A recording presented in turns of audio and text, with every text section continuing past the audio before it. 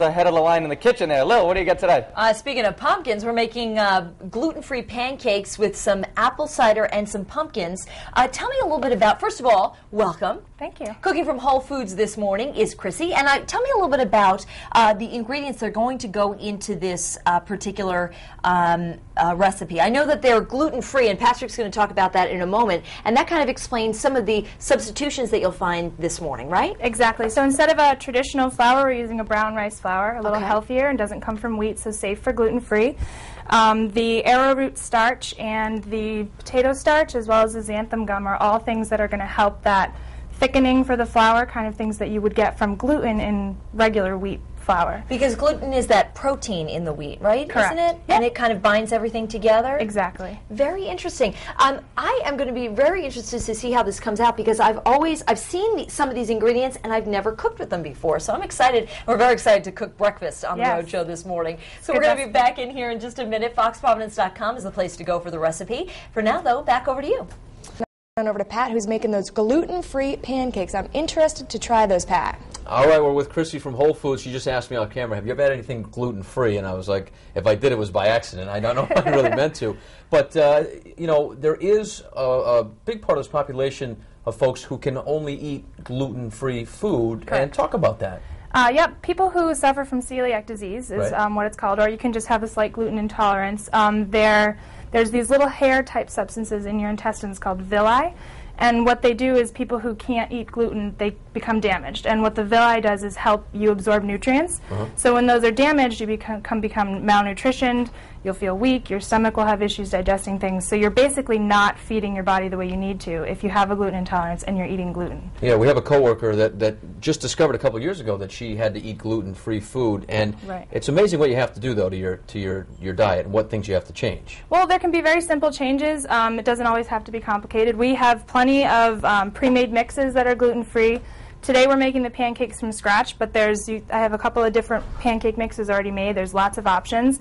And the different flours you can use all cook very similarly. Some of them actually even taste better. You can cook baked goods with coconut flour, which add a rich denseness to them. I'll give it a try, Chrissy, because I know you can good. work the magic with the gluten-free ingredients. You can find the recipe for these pancakes online at FoxProvidence.com. More from the kitchen in a bit, but for now, back to you.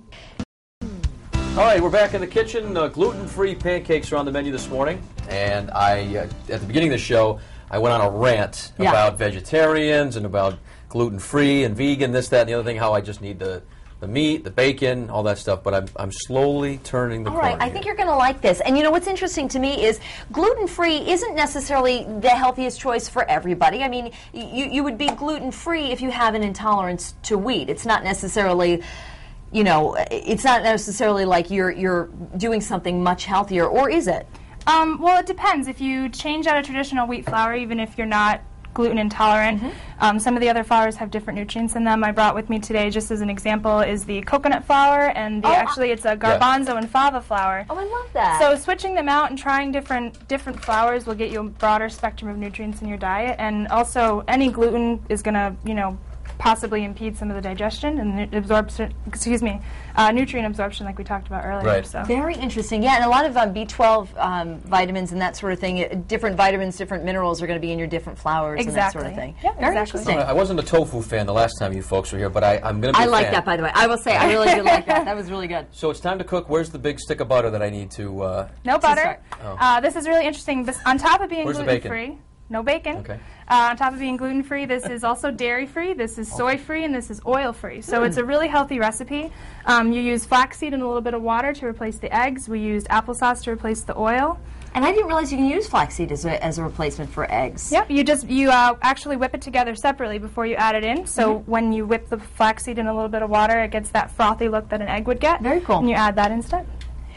Should I start? Yeah, give it a go. All right, this is the easy now, part. I suspect, you know what's so funny is I love that you're over there, because I suspect that you and your kids do this many a Saturday morning. Well, it was funny.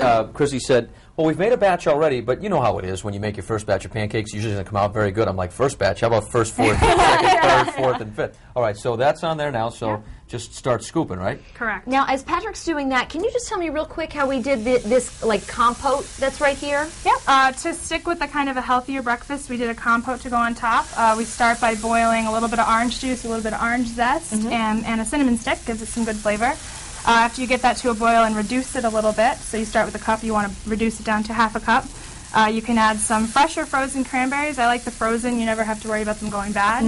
And this is Granny Smith apples, too. Very nice. Boil that down. You'll start seeing it cook off. And then at the end, you just add some more spices, depending on what you like. We did some more cinnamon and some pumpkin pie spice in here. You can do that as a substitute for syrup and, Exactly. and a little and bit this healthier does have sugar. actually half a cup of maple syrup in it Okay. to kind of take away the Yeah. bitterness of the cranberries, which obviously goes great with pancakes. And again, you know, you and I were talking off the air how much more healthy it is to get 100%. It's a little more expensive, of course, but to get 100% pure maple syrup because, Yep. again, the trace minerals and that sort of Oh thing that are yeah, in great it. stuff in there. Very cool. Well, this becomes the final product here. And Patrick, you and I are going to get a chance to taste this, and I'm very curious to see what your reaction is this morning. So I'm going to steal one right here for myself, and then I'll allow you to dig in. I can't, you know, stray too far away here. You from keep what you're watching. cooking.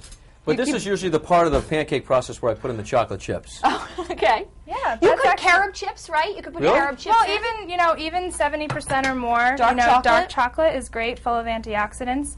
I'm excited to be here today also to introduce a new position at Whole Foods. The Healthy Eating Specialist is a brand new position, so at each Whole Foods we'll be having a person in store who's going to be available to give tips on how to choose healthier items when you're shopping. And that position is going to start actually immediately. I'll be at the Waterman Street store to help give advice and educate people on making better decisions.